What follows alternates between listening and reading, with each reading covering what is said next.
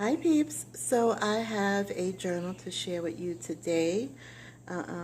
It is quite shabby chic, quite a different from the last one, but here it is. It is a file folder junk journal. You guys know I love making file folder ones. So there is a lot of different paper collections going on. This one has a digi kit by Prima. It's called Tea Time that I bought from snapclick.com. There's some Prima Tales of You and Me and some other papers that I have no idea what collection they came from. Just was in my stash. I kind of put them all together and created this journal. So here's the front, which is the Prima Tea Time Digi. Really pretty, very shabby chic. And then I have some lace here.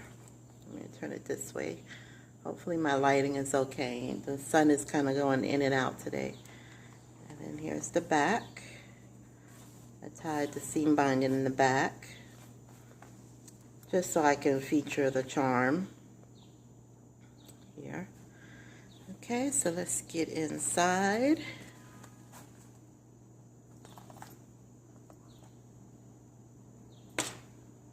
Alrighty, let's see. Went over some. Standing up, so I should be able to stay in frame. So, because I didn't have a wide enough sheet of paper to cover the front and back covers, I added a piece of scrap in the middle, and I used my Martha Stewart punch here. So there is a pocket here, but this can also be used as a little tuck as well. These cards are from Tales of You and Me. She's from Tales of You and Me as well. I added some crocheted lace on some of the pages. Let me show you that so you can see what that looks like. Alright. So like I said, I don't know where some of these pages came from.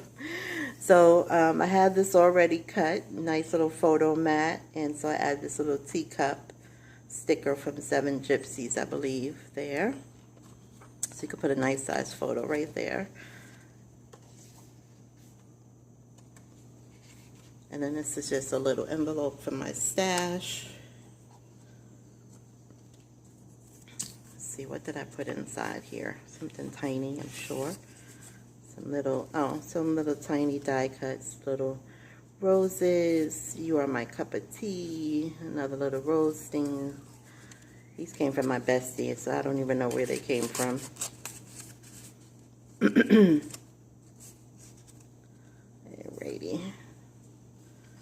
Put that back in there. So for the writing paper, I used the Jody Lee stationery paper, and then on the back I did her faded, what is it called, faded vintage paper on the back, so you'll have you know, nice places to write, and some coffee dyed paper as well.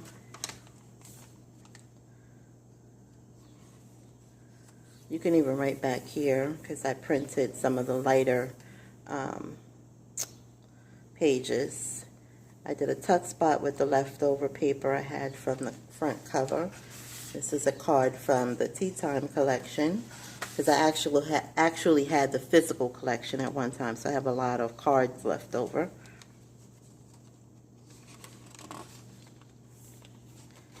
Some Tea Time, so you could write on the back of this one if you want as well.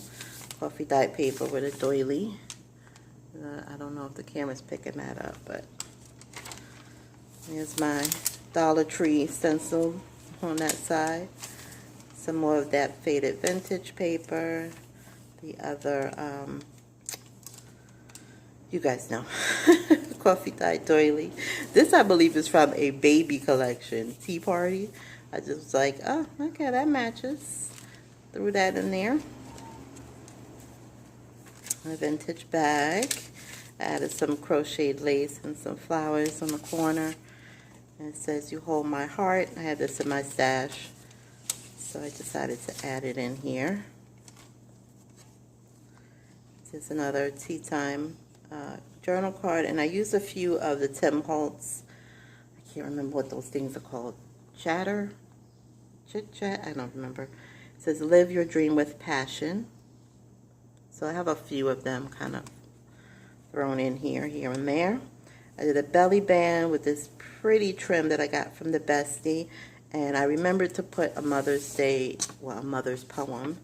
So I used my little teacup washi tape here, and then on the back I did a floral one. My voice is going.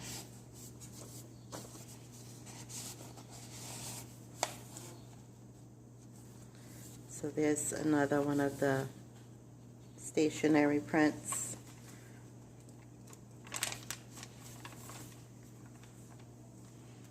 Oops, skip the page.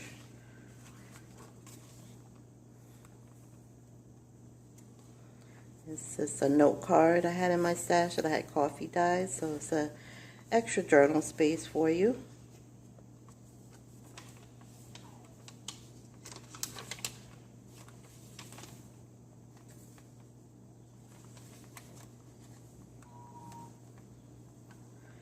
Another photo mat here. I did another Tim Holtz.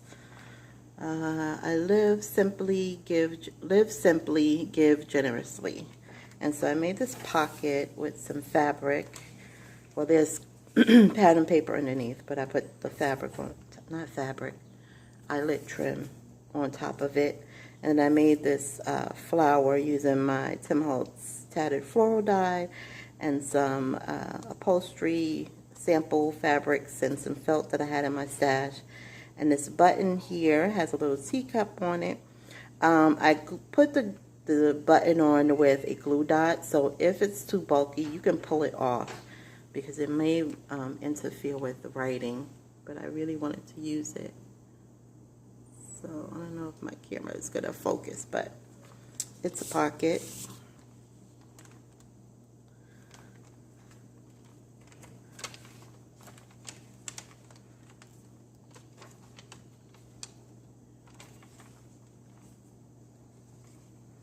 And then I stacked some teacups also from Tim Holtz, and I put a doily in the background and I left it open for a little tag.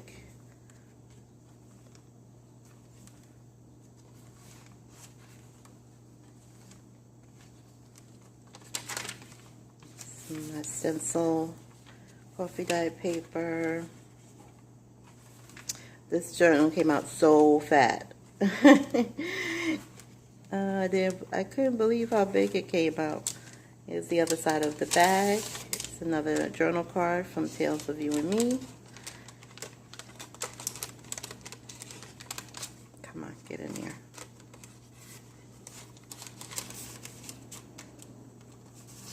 Okay, and then I added a little flower there. I feel like I'm skipping a page. Oh, I am skipping a page. There we go.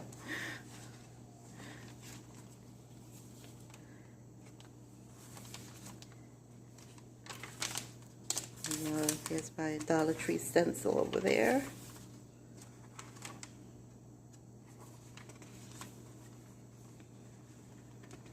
This came from the Bestie. She's gardening. A little roses, so I thought that would be cute to put in there. I don't know where that came from, except for it came from the Bestie. I don't know what collection it's from. So lots of journaling space I tried to put in here. Here's another tuck spot, leftover paper from the front cover. And I just put in a postcard, and this is just a scrap piece I had that I could not throw away, but I thought it would be good to journal on.